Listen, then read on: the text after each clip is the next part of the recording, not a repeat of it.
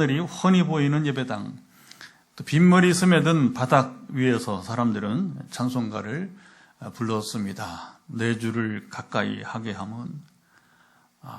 여러분, 가사 하나하나가 전쟁 참화 후에 얼마나 은혜로웠겠어요. 그 소리는 울먹이며 떨렸지만 동시에 천둥 같은 힘이 있었다. 이렇게 옛 어른들이 증거하고 있습니다. 자, 죽음과 공포 속에서 살아남은 자들의 찬송은 단순한 우리가 지금 여러분 입술로만 흥얼거리는 리듬이 아니라 하나님께 붙들려 다시 살게 된 고백이었습니다. 자, 눈물을 흘리며 무릎을 꿇은 성도들의 모습은 오늘 시인이 6절 보면 오라 우리가 굽혀 경배하며 여호와 앞에 무릎을 꿇자 노래한 그대로 보여주는 듯 여러분 했습니다. 반면 전쟁 직후의 뜨거운 신앙이 원래 그런 겁니다. 사람이 고난을 당해서 막 죽을 지경이면 마음이 갈급하고 이렇게 하나님께 온전히 나아가는데 전쟁이 끝나고 이제 이렇게 수습이 되면서 시간이 흐르면서 점차 일상생활 속에서 희미해져 갔어요. 다시 세상의 걱정과 유혹에 묻혀버리고 말았습니다. 그래서 예배는 드리지만 예배의 감정은 있지만 그것이 늘 삶의 중요한 순종으로는 이어지지 못했습니다. 자, 1절 오라 우리가 여호와께 노래하며 우리의 구원의 반석을 향하여 즐거이 외치자. 자, 봄날 새들이 지저귀는 것처럼 우리 영혼도 하나님을 향해서 노래합니다. 감사와 기쁨의 울림이 모여 하나의 큰 강물처럼 그리고 찬양이 그렇죠. 우리가 예배 시를 이제 울리게 되는 거죠. 반석은 흔들리지 않는 바위입니다. 파도가 아무리 치고 비바람이 아무리 몰아쳐도 그 바위는 든든해요. 우리의 삶이 흔들릴 때마다 붙잡을 수 있는 단단한 바위, 그것이 바로 우리 하나님이십니다. 그래서 우리는 그분 앞에서 어린아이가 아버지를 향해 달려가듯이 기쁨으로 소리칩니다. 자, 2절을 한번 읽어볼까요? 시인의 노래를 봅니다. 우리가 감사함으로 그 앞에 나아가며 시를 지어 즐거이 그를 노래하자. 감사는 마음의 문을 여는 열쇠라 이렇게 부를 수 있습니다.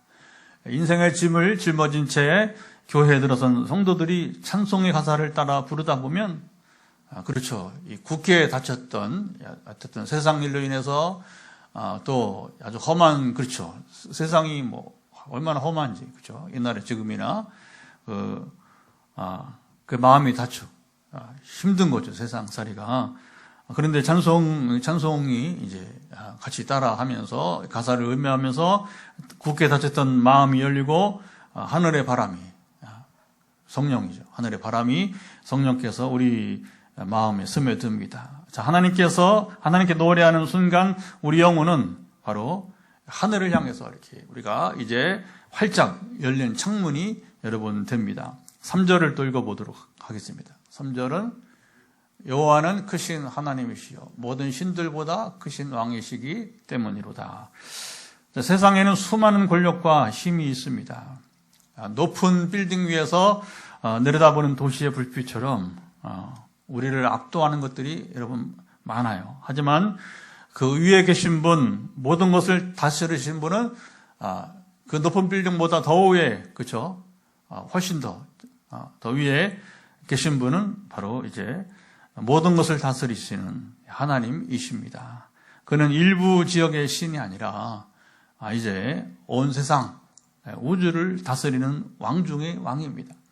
우리가 여러분 이제 그 사무엘 열왕기를 보게 되면 거기에 전쟁 기사가 나와요. 그 사사기 보면 이제 그러면 뭐라고 하냐면 이제 그 이스라엘의 신은 뭐 산의 신이다. 자기들이 신은 평지의 신이다. 그러니까 그 평지로 산의 싸움은 불리하지만 그게 이스라엘은 산의 신이고 자기들이 신은 평지 신이니까 평지를 이끌어가면 이길 것이다. 뭐 이런 내용들이 나와요. 보면 성경 보시면이죠. 이제 그들의 신의 범위 또 이스라엘 신의 범위를 그렇게 한정했던 것이죠. 그러나 틀렸습니다. 하나님은 여러분 산의 신만 아니라 여러분 평지만 아니라 온 우주에 온 하늘에 온 바다에 여러분 하나님이 되십니다. 할렐루야. 4절, 5절도 읽어보도록 하죠. 시인의 노래가 계속 이어집니다. 4절, 5절 땅의 깊은 곳이 그의 손 안에 있으며 산들의 높은 곳도 그의 것이로다. 바다도 그의 것이라 그가 만드셨고 육지도 그의 손이 지으셨도다. 바다 깊은 심연 속 어둠도 눈 덮인 히말라야의 봉우리도 모두 하나님의 손바닥 안에 여러분 있습니다. 그런 겁니다. 뭐 하나님 손바닥이 있겠어요. 그러나 모든 것이 우리가 이제 이해할 수 있는 언어로 표현한다면 세상의 모든 것은 이제 영원전부터 영원까지가 바로 한 뼘 손 안에 하나님이 다 알고 계시다는 거죠. 하나님 통치 가운데 피할 수 없는 하나님 통치 가운데 거한다는 거죠.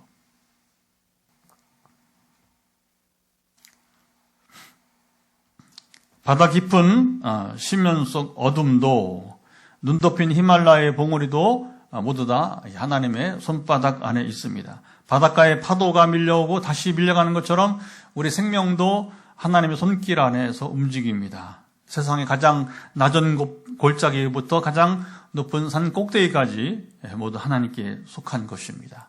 자, 시인이 이렇게 노래를 시작한 이유가 무엇일까요? 자, 6절로 가봅니다. 6절 노래로도 가보면 오라 우리가 굽혀 경비하며 우리를 지으신 여호와 앞에 무릎을 꿇자. 아이가 무릎을 꿇고 아버지 품에 안기듯. 여기서 무릎을 꿇는 것은 패배가 아니라 바로 안전의 표시입니다. 세상에 짐을 지고 허리가 굽은 인생이지만 하나님 앞에 무릎 꿇을 때에 비로소 진정한 쉼을 얻게 됩니다. 하나님은 우리를 진흙으로 빚으신 창조주요 지금도 붙들고 계시는 바로 우리의 아버지이세요. 7절 노래로 가보죠. 7절을 그는 우리의 하나님이시요 우리는 그가 기르시는 백성이며 그의 손이 돌보시는 양이기 때문이라. 너희가 오늘 그의 음성을 듣거든. 양은 스스로 길을 찾지 못합니다. 야생이 불가능한 짐승입니다. 풀밭을 찾아 헤매다가 길을 잃고 그리고 물가를 찾아 방황하다가 넘어집니다. 목자가 푸른 초장으로 인도하고 시냇가로 이끌 때에 그 양은 야생이 안 되니까 가축이라는 가축.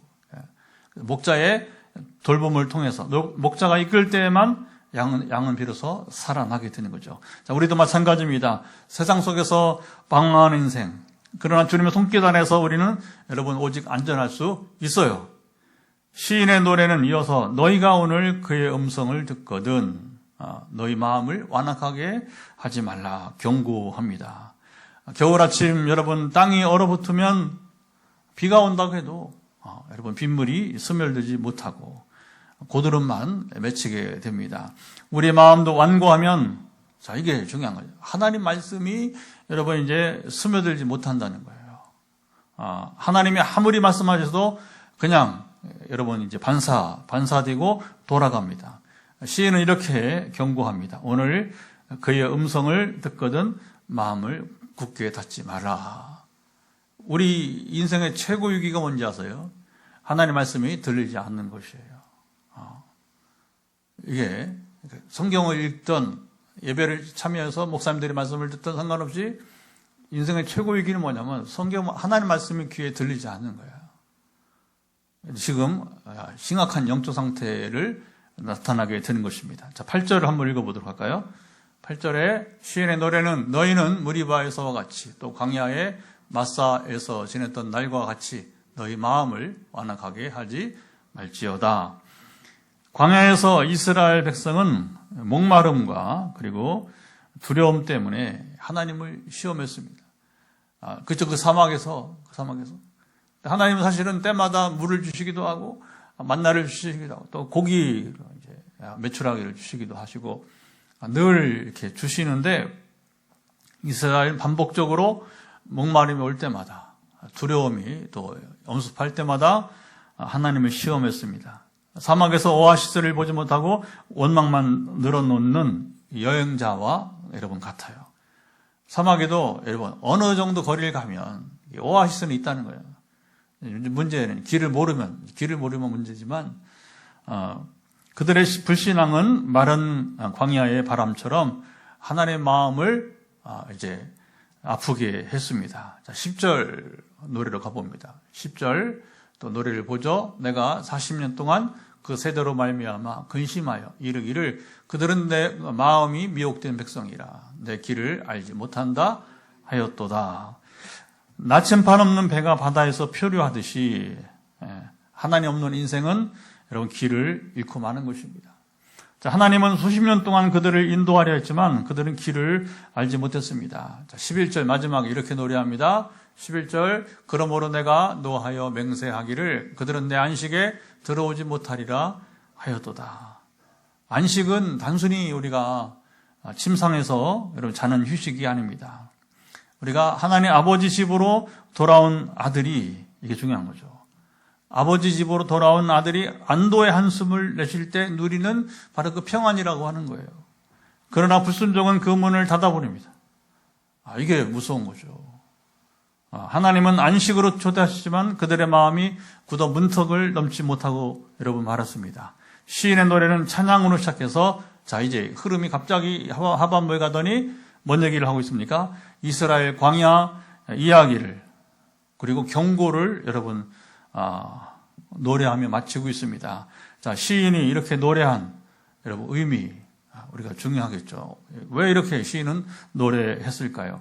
자, 시인이 오라 우리가 여호와께 노래하자 이렇게 시작이 돼요. 다 같이 시작. 오라 우리가 여호와께 노래하자. 예신 것은 깊은 밤 한 줄기 새벽빛이 어둠을 찢고 여러분 들어올 때와 같습니다. 어제까지는 우리가 이 짙은 어둠과 또 추위로 뒤덮였지만 새벽빛이 비치면 그 빛을 보고 노래하지 않을 수 없습니다. 시인은 하나님의 임재를 경험했기 때문에 이게 중요합니다. 이런 노래가 어떻게 나오는가? 바로 첫째는 시인이 하나님의 임재를 하나님께서 자기와 함께 하시는 실제를 여러분 경험했다는 것이죠. 그것은 전쟁터에서 무사히 살아 돌아온 여러분 이제 병사가 집 앞에서 가족들의 얼굴을 보는 순간과 같습니다. 피투성이로 여러분 길을 걸어왔지만 집 앞에서 아이가 아버지 하고 달려올 때에 그는 울부짖으며 감사하지 여러분 않을 수 여러분 없는 겁니다. 정말 구사일생 그야말로 여러분 우리 옛날에 이제 전쟁 드라마 노래처럼 전우의 시체를 넘고 넘어 그렇게 여러분 정말 살기가 어려운 전쟁 나면 잘 싸우고 소용 없어요. 총탄에 맞으면 여러분 장사가 어디 있습니까? 뭐 지금은 이제 전쟁 뉴스가 이제 러시아 우크라이나 전쟁 뉴스가 구체화적으로 잘 나오지 않는데 복잡하니까 뉴스 거기만 처음에는 막 오랜만에 막 이게 뭐 생방송 되고 하다 보니까 러시아에 무슨 장성들이 죽었다고 막 하고 그렇죠? 지휘관 죽었다고 하고 그건 이제 우크라이나가 목표로 삼아서 러시아 장성 지휘관을 죽였다고 하는 거죠. 여러분 전쟁의 장성이 지휘관이 뭐 소용 없습니다. 누가 총탄을 막아낼 수 있어요? 자기가 절대 그렇지 않아요. 전쟁은 거의 죽지 않는 것이 이상할 정도로 이건 여러분 심각한 여러분 목숨의 위협이 되게 되는 거죠. 그런데 전쟁을 마치고 살았어요. 그리고 집으로 와서 그리고 이제 아버지를 본 순간에 아버지하고 달려올 때 그 울부짖음 여러분 감사 그 노래가 바로 이제 오늘 이 시인의 노래라고 하는 겁니다. 시인은 바로 그런 심정으로 하나님을 바라보며 노래했던 것입니다. 메마른 사막길을 걷던 사람이 갑자기 눈앞에 오아시스를 만나는 장면과도 여러분 같습니다. 갈증에 목이 타들어가던 사람이 시원한 물을 마실 때 그 입술에서 절로 여러분 흘러나오는 감사와 또 노래인 것입니다. 시인은 이런 하나님을 경험했기에 찬양으로 시작할 수밖에 여러분 없었어요. 그래서 이 시편을 보면 놀라운 것은 오늘은 찬양이 먼저 나오고 나중에 이제 경고가 나오는데 거의 앞에 있던 중간에 있던 뒤에 있던 간에 시인들의 노래는 시편에 나오는 시인들의 노래는 거의 찬양과 감사가 노래와 감사가 여러분 거의 이제 빠지지 않고 있다고 하는 거죠. 그것은 내 현실이 얼마나 절망되고 어려워도 바로 이제 하나님을 자신이 경험했기 때문에 그런 겁니다. 오늘 우리도 여러분 이 시대에 이게 중요한 거예요. 즉 하나님을 실제 만나고 하나님은 내 기도를 응답하시고 이렇게 할 때에는 이걸 날마다 여러분 이제 우리가 또 연중에 주기적으로 응답을 경험한 사람들은 절대 세상을 두려워하지 않아. 사람을 두려워하지 않습니다. 죽음을 두려워하지 않습니다. 그러니까 이 시인의 노래는 단순한 책상머리에서 여러분 쓴 노래가 아니라는 거예요. 그러니까 오늘 우리도 여러분 이제 이것을 읽으면서 과거의 시인의 노래다. 아니에요. 오늘 나의 노래가 되어야 됩니다. 할렐루야. 그래야 이 성경을 읽는 여러분 의미가 있는 거예요. 성경은 여러분 문학책이 아니에요. 역사책이 아닙니다. 성경은 살아계신 하나님의 말씀인 것입니다. 그때나 지금이나 변함없이 하나님은 살아계시고 하나님 언제든지 여러분 이제 우리를 지켜보시고 우리를 아시고 때를 따라 전사를 보내서 우리를 구하시고 그런 일들이 이제 허다하게 많이 있는 거죠. 사랑하는 여러분, 여러분도 그런 경험이 있지 않습니까? 캄캄한 절망 속에서 한 줄기 빛을 보았을 때 다시는 만날 수 없을 줄 알았던 사람을 여러분 품에 안았을 때에 목마름 속에서 시원한 물 한 잔을 여러분 마시게 될 때에 그때 우리 입술에서 절로 터져 나오는 것이 바로 찬양과 감사입니다. 시인은 그런 상황에서 하나님을 만났습니다. 시인은 처음부터 찬양으로 감사로 기쁨으로 시작했습니다. 여러분 절망 속에서 갑자기 빛을 본 적이 있습니까? 그때 무엇이 우리 가운데 여러분 나오던가요? 오늘 본문을 시인이 노래한 것은 바로 찬송이 늘 유지되지 않는 사람들의 현실을 너무 잘 알았기 때문에 그렇습니다. 시인은 이스라엘 백성 이야기를 했어요. 그들이 광야에서 만나와 메추라기를 주시는 하나님을 경험했지만 목이 마르자 그들은 한 번, 두 번 반복해서 여러분 하나님을 원망하게 됩니다. 자, 우리가 애굽에서 죽었더라면 좋았을 것을. 좀 하나님을 기쁘시게 하지 못하는 말 중에 대표적인 게 뭐냐면 이런 말이에요. 우리가 애굽에서 죽었더라면. 여러분 하나님이 그들을 이제 종살이에서 벗어나서 가나안 땅으로 인도하기 위해서 하나님께서 이제 자보세요. 역사하신 그것이 얼마나 크고 놀라운 것들인데 그러니까 하나님의 대가지불이에요. 하나님이 굳이 하나님이 여러분 10가지 재앙을 애굽 땅에 내릴 필요가 없었어요. 근데 그럼에도 불구하고 하나님께서 그 10가지 재앙을 애굽 사람들이 고통을 당하게 하면서까지 이스라엘을 건져서 여러분 왜 데리고 왔는데 그런데 어떻게 이스라엘이 여러분 하나님을 향해서 우리가 애굽에서 죽었더라면 그냥 애굽에서 종살이하고 사는 게 나았다. 이거 저라도요. 우리 여러분 일반 개인이라도 얼마나 이게 여러분 화가 납니까, 그렇죠? 내가 어떻게 해서 이게 희생과 여러분 이제 에너지와 그 모든 걸 내 걸 쏟아 버렸는데 한 사람 구원하려고 그런데 하는 말이 차라리 거기서 그냥 죽었으면 아니 그냥 여전히 거기서 종살이나 하고 있었으면 좋았을 거라고. 그리고 막 모세를 향해서 우리를 이 광야에서 죽이려고 우리를 끌고 왔냐고. 이게 모세를 향한 원망이 아니라 하나님을 향한 이제 그렇죠. 잘못된 하소연이 여러분 되었던 것이죠. 이게 하나님을 시험했습니다. 하나님은 반석에서 물을 내어 주셨지만 그들의 마음은 여전히 굳어 있었습니다. 이 모습이 꼭 겨울에 얼어붙은 논바닥과 여러분 같은 겁니다. 눈은 녹아 물이 고이는데 땅은 딱딱하게 얼어 있어서 물이 스며들지 못하는 것입니다. 하나님의 은혜가 계속 쏟아져도 마음이 완고하면 그 은혜가 여러분 스며들지 못하고 흘러가 버리는 여러분 것입니다. 이게 마음밭이. 그래서 제가 이제 설교 이렇게 하면서 현장에서 또 영상으로 함께하는 분들 또 이제 우리 상황을 따라서 다른 곳에 가서 또 이제 우리 선교지 가서 이렇게 전할 때 보면 참 그 마음밭이 이렇게 읽혀져요. 읽혀져. 그러면 간증을 하는 사람은 반드시 여러분 마음 문이 열린 사람이 우리가 알 수가 있는 거예요. 그리고 그냥 한번 그냥 듣는 설교로 만족하고 이제 그러면 안 되는 거고 그냥 지나가는 여러분 이제 시간이 되면 절대 여러분 역사가 일어나지 않는다 하는 것이죠. 그래서 시인은 경고합니다. 오늘 너희가 그의 음성을 듣거든 너희 마음을 완고하게 하지 마라. 오늘 우리 번역은 완악하게 하지 마라. 그 보면 이제 에스겔도 보면 두 가지 마음을 말해요. 하나는 돌처럼 굳은 마음, 두 번째는 살처럼 이게 부드러운 마음이라는 거예요. 그리고 새 영, 성령이 임하실 때에 돌처럼 굳은 마음이 살처럼 부드러운 마음이 된다. 그러니까 이게 자 보세요. 우리가 평상시 저의 설계 모든 것은 화요일이든 금요일이든 주일이든 거의 뭐 이제 같은 흐름으로 가는 거죠. 그게 뭐예요? 하나님과 온전한 관계를 가지면 말씀이 들리는 것이고 굳은 마음 사라지고 새용 성령이 임하심으로 우리 마음 부드러운 마음을 가지고 하나님과 좋은 관계가 가지니까 역사는 일어나는 것이고 할렐루야. 우리가 어떤 여러분 현실적 목적을 이루기 위해서 거기에만 치중하면 안 되는 거고 내가 그거 이루어지는 것은 뭐냐면 따라오는 거예요. 따라오는 거. 저도 처음에는 이렇게 성령이 임하시니까 교제하는 사람들이 확 바뀝니다. 그럴 수밖에 없어요. 그럴 수밖에 없는 거예요. 영적 세계를 인정하지 않는 사람들하고 이게 교제가 안 되죠. 의미도 가치도 없고.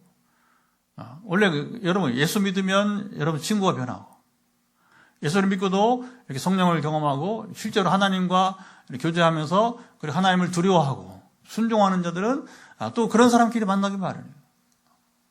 근데 막 제가 소위 은사를 배워가면서 경험할 때에 누군가 그러는 거예요. 누군가. 그분이 저보다 먼저 시범을 보인 거죠. 어쨌든 만나게 하고. 그런데 이런 식으로 얘기하는 거예요. 여러분, 은혜는 따라오는 겁니다. 따라오는 겁니다. 어떤 사람이 따라온다는 거예요? 하나님과 이렇게 온전한 관계 속에서 부드러운 마음을 가지고 이미 성령이 오시니 부드러운 마음이 되고 말씀을 받아들이고 순종하는 자에게 할렐루야. 그래서 우리는 절단코 조심할 것은 우리는 은사주의로 가지 않는다. 카리스마틱 운동이라고 해서 은사만을 말하고 은사만을 구하고 은사만 별로 얘기 안 해요. 우리 은사 얘기 별로 안 한단 말이죠. 오히려 하나님과의 관계, 하나님과의 신뢰의 관계 이런 쪽에 주로 얘기한단 말입니다. 왜냐하면 그러면 나머지는 따라오기 마련이니까 예배의 뜨거운 찬송과 눈물도 시간이 지나면 식어버릴 수 여러분 있는 거예요. 전쟁 직후 무너진 교회당에서 울부짖던 찬송이 시간이 지나가면서 일상의 근심과 세상의 유혹에 묻혀 희미해졌던 것처럼 말입니다. 우리는 우리 6.25 전쟁, 한국 전쟁이라고 그러죠. 후의 일이고 유럽은 또 2차 대전 후의 일이에요. 2차 대전 독일이 항복하기 전까지는 유럽도 그렇잖아요. 전쟁이 참화 속에서 미국도 보면 되게 본토에서는 전쟁이 일어나지 않았지만 많은 미군들이 유럽으로 그렇죠. 또 한국 전쟁에 참전하면서 많이 죽었어요. 많이 죽었어. 그러니까 이런 긴장감이 왜냐하면 자식이 전쟁에 나갔으니까. 자식이 전쟁에 나갔는데 여러분 누가 발 뻗고 자겠어요, 그렇죠? 그러니까 그때는 막 이렇게 긴장하고 그리고 또 하나님을 향하는데 그런데 전쟁이 끝나고 독일이 항복하고 일본이 항복하고 하면서 우리는 또 물론 5년 후에 또 전쟁을 또 경험을 했지만 그래서 이런 어떤 환란이 지난 다음에 사람들이 희미해지는 겁니다. 그래서 하나님은 아마도 이런 우리를 일깨우기 위해서 주기적으로 또 다른 고난을 주시는 것 같아요. 그래서 시편 119편에 나중에 보겠죠. 시인의 노래와 같이 고난이 주는 유익이 있는 거죠. 사랑하는 여러분, 우리도 마찬가지 아닙니까? 예배 자리에서는 눈물을 흘리며 찬송하지만 삶의 현장에서는 다시 불평과 원망으로 돌아가 버리지 않습니까? 조금의 여러분 내가 불편한 상황이 될 때에 그렇죠? 조금만 내가 아프고 이런 고통스러울 때에 하나님의 음성을 들었음에도 그 음성이 우리 마음 깊이 스며들지 못하고 겉돌지는 여러분 않습니까? 이거 심각한 상황이에요. 빨리 이 상태를 벗어나야 되는 거죠. 오늘 시인의 노래는 찬송이야말로 굳어버린 우리의 마음을 깨트려버리고 하나님 앞에 다시 무릎 꿇게 하는 가장 강력한 고백임을 전합니다. 동시에 그 찬송이 순종으로 이어지지 않는다면 결국 광야에서 길을 잃은 백성처럼 하나님의 안식에 들어가지 못하는 비극을 맞게 된다는 겁니다. 안식은 물론 궁극적으로 천국을 말하기도 하는 것이고요. 물론 여기 광야에서 이스라엘의 안식은 가나안 땅이에요. 오늘 우리에게는 천국을 말하게 된 거죠. 그런데 그것도 우리가 지금 목표하는 것처럼 죽어서 갈 나라가 아니라 지금 이 땅에 지금부터 우리가 이곳에서 누리는 여러분 이게 안식이 되어야 되는 거죠. 지금 이곳이 내가 하나님을 찬송하고 여러분 기도하는 이곳이 예배실이 그리고 여러분 7가정이지 같이 하는 7가정에 각 가정에 여러분 지금 영상 앞에 앉아 있는 여러분의 그 처소가 천국이 되어야 되는 것입니다. 아멘. 그러면 죽어서 가는 나라는 자연히 따라온단 말입니다. 아까 얘기했잖아요. 은혜원선 따라온다는 거예요. 요즘은 저는 뭐 이렇게 선교지 가도 기도를 합니다. 준비기도 합니다. 한 30가지씩 이제 지난번에도 남아공 30가지, 우간다 30가지. 그리고 그냥 그것이 그대로 이루어지기만을 구해요. 뭐 거기에서 뭐 불같은 처음에는 멋모르고 그렇게 구했지만 요즘 그렇게도 안 한단 말이다. 불같은 뭐 은사 은혜 그런 구하지 않아요. 그냥 하나님의 뜻을 이루어달라고 이렇게 가면 하나님이 여러분 행하시는 거예요. 그냥 간증은 그냥 늘상 매일 밤마다 매일 밤 일어나고 그리고 이제 귀신들이나 사탄의 권세에 씨름하는 자들도 보게 하시고 자유케 하시고 그건 따라오는 겁니다. 따라오는 거. 근데 제가 만약에 무장하지 않고 그렇게 여러분 이제 하나님의 음성에 귀를 기울이지 않고 저도 완고하다면 이게 안 되는 거죠. 안 되는 거죠. 제가 하는 이런 대화들을 여러분 목회자들하고 얘기하기가 쉽지 않아요. 이걸 이런 식으로 같이 대화할 때에 저랑 소통이 되고 여러분 한 마음을 갖는 사람들이 손꼽습니다. 손꼽아요. 그냥 종교 생활로서 그냥 뭐 교회 성장 뭐 이런 얘기하면 뭐 마음이 쉽게 열리고 통하지만 이런 영적 세계 실제 우리 영적 세계 삶을 얘기해 버리면 신목사가 뭔 얘기하는지 지금 구름만 얘기하고 있다 생각을 하고 저도 그랬으니까 16년 이전에는 이제 자 시인은 7절 그는 우리의 하나님이시여 우리는 그의 기르시는 백성이며 그의 손이 들보시는 양이로다 노래했습니다. 하나님은 멀리서 우리와 상관이 없는 분이 여러분 아닙니다. 자 이제 세상이 말하는 신들은 되게 그렇게 말해요. 차별성이죠. 그래서 인간과 신의 구별을 확실히 하면서 신은 멀리 인격성 별로 없어요. 근데 하나님은 이게 참 기가 막힌 거죠. 그의 권능과 지혜는 무한한데 인격이 또 여러분 이제 무한하다는 것입니다. 할렐루야. 여러분 저는 오랫동안 신학을 공부하고 또 종교 철학, 종교와 철학을 따로 공부를 했어요. 저 오랫동안. 그걸 보면 참 하나님은 알수록 하나님 알수록.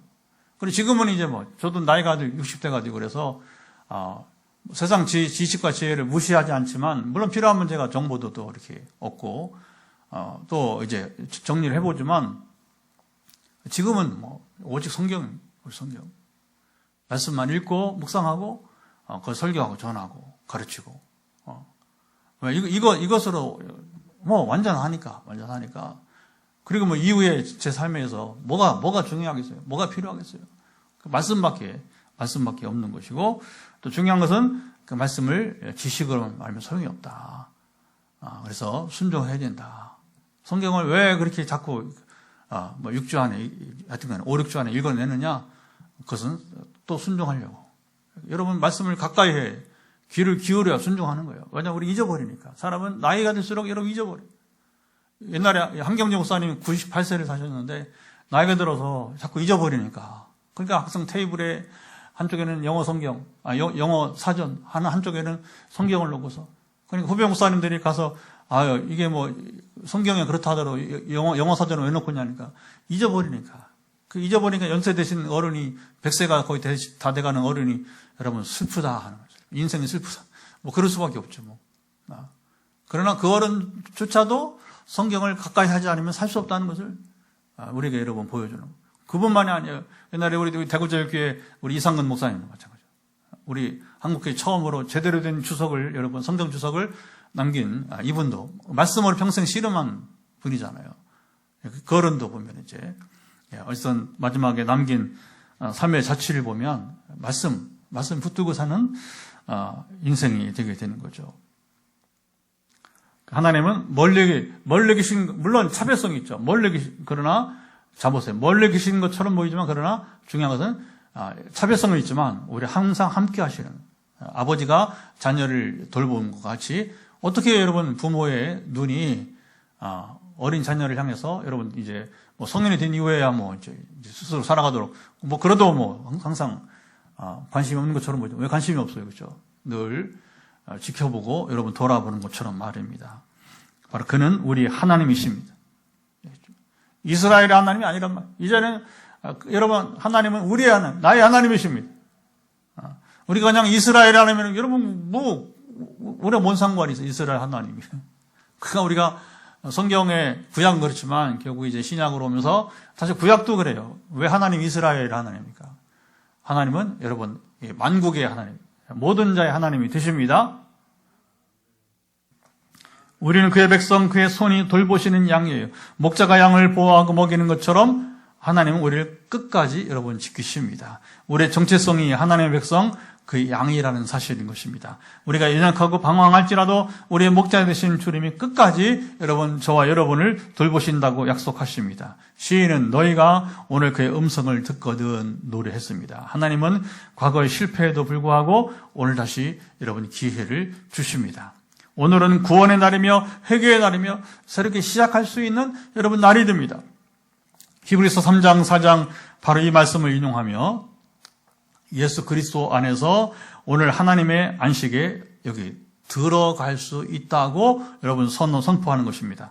우리는 하나님의 양이고 하나님 우리의 목자이시다. 오늘이라는 시간은 여전히 열려 있어요. 하나님은 새로운 순종과 구원을 위해서 우리를 여러분 부르십니다. 시인의 노래는 경고로 끝나는 것처럼 보이지만 그 안에 복음의 문이 활짝 열려 있습니다. 우리를 돌보시는 목자 되신 하나님이 계십니다. 오늘 지금 이 순간에도 하나님의 음성은 우리를 여러분 부르십니다. 아무개야, 아무개야. 이름을 한 사람 한 사람 부른단 말입니다. 이 채널을 여러분 잘 우리가 이 귀를 기울여야 돼요. 나를 부르시는 하나님의 음성을 여러분 듣는 자가 복이 있습니다. 그렇게 안 들으면 누군가를 통해서라도 듣게 하시는 거예요. 저도 이렇게 지난 세월 돌이켜 보면 하나님의 음성을 더 잘 듣게 하기 위해서 여러분 성경 읽는다고 듣는 게 아니란 말입니다. 이게 조심해야 되는 거예요. 그냥 내가 성경을 읽고 있다고 듣는 게 아니라는 거죠. 깨닫고 들어야 되고 그리고 더 내가 성경을 바로 알게 그러니까 신학도 목회자라긴 하지만 신학도 배운 거 이게 중요한 거죠. 그 신학 공부만 해서 하나님을 알 수가 없어요. 그러니까 영적 세계를 더 알 수 때를 따라 누군가를 만나게 해서 이제.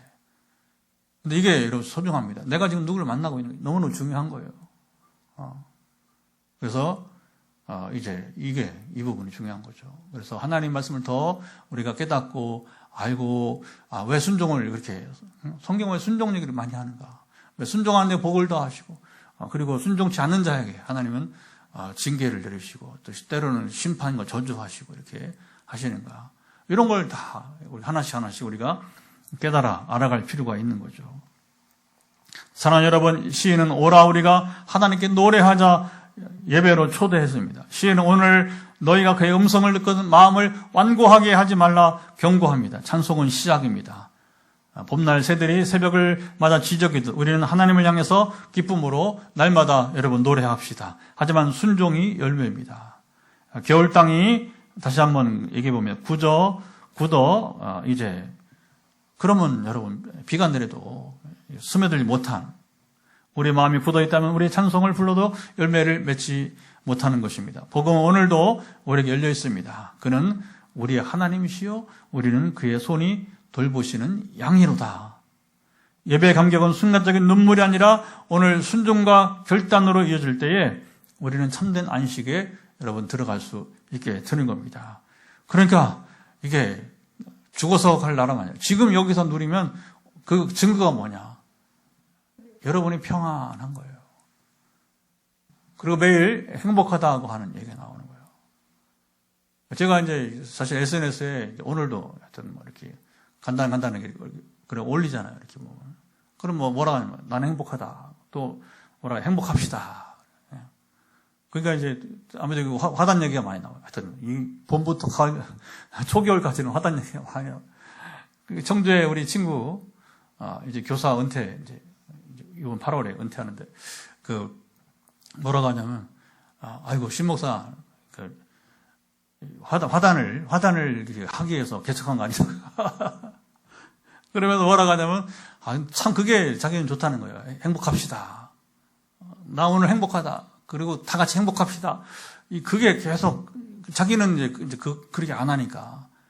이 영어 선생인데 예술을 좋아, 노래 좋아하고 지금도 막 애들 가르치다가 노래하고 그것도 영상으로 찍어서 이렇게 나눠줘. 노래를 참 잘해요. 원래 이제 성악을 해도 될 만한 그런 친구인데 보면 여러분 이게 중요한 겁니다. 오늘 여러분 이곳에서 지금 여러분 중요합니다. 여러분 이제 참 평안을 누리시기 바랍니다. 자, 행복을 누리시기 바랍니다. 이게 돈이 많아서 지금 내가 질병 건강해서만 그런 게 아니라 이곳에서 지금 내가 누리는 여러분 천국이 바로 하나님이 함께 하실 때에 우리가 누리는 것이기 때문에 그렇습니다. 오늘 말씀을 붙드는 성도들에게 하나님은 약속하십니다. 우리의 삶이 흔들려도 목자 되신 주님이 끝까지 지켜주십니다. 과거의 실패가 아무리 많아도 하나님은 오늘이란 기회를 다시 주십니다. 오늘이 구원의 날, 은혜의 날입니다. 광야의 백성은 불순종으로 안식에 들어가지 못했지만 예수 그리스도를 따르는 우리는 영원한 안식, 하나님의 안에서 누리는 평안을 우리가 경험하게 될 것입니다. 사랑하는 여러분, 하나님은 우리에게 말씀하십니다. 너는 내 양이다. 내 음성을 듣고 내 길을 걸어라. 이제 이 시간 함께 기도합니다. 하나님, 우리가 이 음성을 듣고 순종하게 하소서. 우리 찬송이 하늘에 닿고 우리 삶은 하나님이 주시는 참된 안식과 평강으로 채워주시도록 이 시간 우리 기도했으면 좋겠습니다. 오늘 말씀을 들은 대로 같이 기도합니다. 하나님 아버지, 시편 이야기가 이어지고 이제 95편에 이르렀습니다. 우리가 수년 전에 75편까지 절반을 또 우리 교회 개척하고 나누고 다시 이제 한동안 다른 말씀들을 우리가 들어보다가 다시 시편으로 돌아와서 76편부터 본 것이 벌써 이제 95편, 한 20편 이상 보았는데 앞으로도 우리가 150편까지 계속해서 매주 한 편씩 또는 긴 것은 또 나눠서 나누게 볼 텐데 시편의 이 이야기들이 우리 삶의 이야기가 되고 우리 노래가 되도록 함께 하시며 지켜 주옵소서. 너는 내 양이다. 내 음성 내 길을 걸으라. 이것이 오늘 주시는 말씀인데 이것을 잊지 말며 하나님의 음성을 듣게 도와주시고 순종함으로 나아가는 삶의 여정이 되게 하사 그때의 명절 연휴를 우리가 이제 오늘 시작했지만 우리 삶이 우리가 참으로 인생 여정을 다 달릴 때까지 두려워하지 않고 평안하며 오늘 우리가 행복한 삶을 매일마다 누리게 하사 결국 죽어서 갈 나라만 이 땅에서부터 임하는 하나님 나라를 우리가 누리게 하시고 전하게 하시고 또 모르는 자들에게 전하게 하시고 그들도 함께 누리는 주님 하나님 나라가 되게 해 도와주옵소서. 예수님의 이름으로 간절히 기도드리옵나이다. 아멘.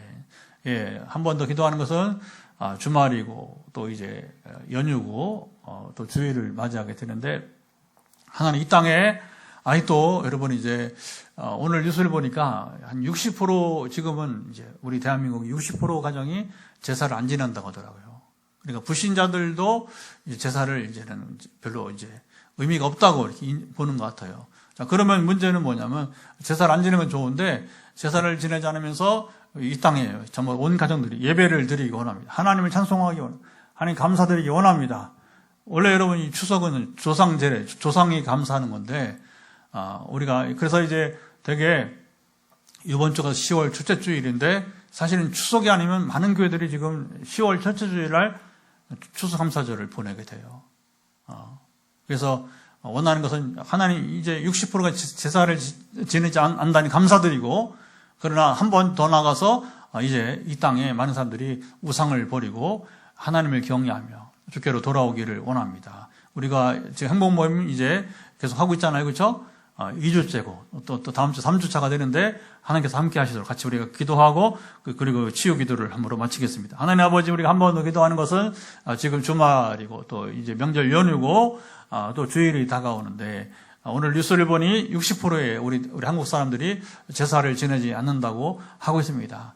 또 수백만 명이 또 이제 이 긴 연휴에 또 일주일 내지 열흘 정도 시간을 두고서 하나님 참으로 이제 세계로 나가 여행을 즐기고 하는 걸 보면 가치관이 많이 변화됐는데, 하나님 단순히 제사를 지내지 않는 것으로 족하지 말고 그들이 다 하나님을 기억하여서 하나님께 예배하는 가정들이 될 수 있도록 역사하시며 그들의 마음을 움직이시고 변화시키시고, 오늘 시인의 노래와 같이 오늘 우리에게도 이 땅 가운데 우리 참으로 믿지 않는 자들에게도 구원의 기회를 주시고, 하나님 참으로 그들을 주여 불쌍히 여기시고 함께 하실 것을 소망하며 주님 기도합니다. 오늘 너희가 그의 음성을 듣거든 마음을 완고하게 하지 마라, 완악하게 하지 말라고 하는 시인의 노래가 오늘 우리의 이야기요, 이 대한민국의 얘기가 되기를 원합니다. 아버지 아시죠? 우리 행복한 모임 이제 2주차, 다음 3주차가 이어지는데, 하나님 우리가 전도학원자들, 우리가 어제도 하나님 참으로 이제 우리가 그저께도 수요일 날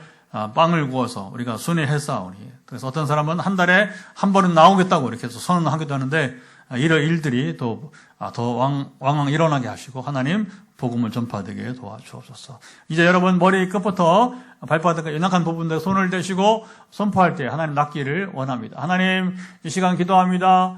주님 머리 끝부터 발까지 연약한 부분들을 만져주시고, 하나님을 온전히 믿는 자에게 따라오는 은혜와 은사가 이 시간 주여 이 현장에 앉아있는 분들, 또 지금 가정에서 함께하는 이들 가운데 그들 임하기를 선포합니다. 머리끝부터 발바닥까지 연약함은 회복될지어다. 지금 목에 손을 대고 우리 두 분이 계신데 현장에도 하나님 목에 지금 부담감은 소멸될지어다. 특별히 명절기에 맞아서 감기 들지 않게 도와주시고, 이 피로도가 쌓여서 있는 참으로 몸 상태는 회복되어지기를 예수 그리스도로 명한다. 아버지 아시지요? 또 오늘 원래는 명절 연휴 기간에 이동을 해야 됐는데 지금 소화가 지금 문제가 있어서 주님 떠나지 못한 우리 교우들도 있다고 합니다. 오늘 전화기도 하겠지만 지금 이 시간에 우리 공개적으로 선포할 때에 지금 소화체계 문제를 갖고 있는 모든 분들, 만성위염으로 시작해서 모든 지금 소화 불량과 소화에 지금 문제가 있는 분들, 역류성으로 이제 특별히 이제 지금 상체에 지금 많이 불편케 하는 역류성 사라지기를 선포합니다. 하나님 긍휼히 여기소서. 이제 모든 이 목의 부담감부터 소화체계가 완전히 되기를 예수 그리스도로 명한다. 주님 아시죠? 간간히 뼈는 뼈대로, 근육대로 지금 고통 가운데 있는 분들 예수 그리스도를 명한다. 완전 회복될지어다. 우리 지난 화요일 도전받았던 사람들대로 하나님 아버지 지금 민첩성이 지금 회복되어질, 순발력이 회복될 분들 완전 회복이 이뤄서 간증이 들려지기를 예수를 선포합니다. 무엇보다 이제 또 내일도 또 모레도 계속 이동하는 계획들이 들리는데, 주님 장거리 이동할 때 고향 찾아갈 때 발걸 안전하게 지키시고 즐겁고 행복하게 도와주옵소서. 이번 주일도 기대가 됩니다. 이제는 우리 주 예수 그리스도의 은혜와 아버지 하나님의 사랑하심과 성령의 교통하심이 오늘 시인의 이 놀라운 노래를 찬양과 또 경고의 메시지까지 마음에 새기면서 우리가 하나님의 양이 되어서 주께 나왔을 때에 우리를 이끄시고 인도하심을 바라며, 우리가 마음을 완악하게 하지 말고 부드러운 마음으로 주의 음성을 듣고 순종할 때 이 땅에서부터 누리는 하나님 나라를 우리가 참으로 이제 살기 원하는 현장과 또 가정에서 함께하는 모든 이들 가운데, 또 뒤에 따로 이제 영상으로 함께하는 이들 가운데 영원토록 함께하옵시기를 간절히 축원하옵나이다. 아멘.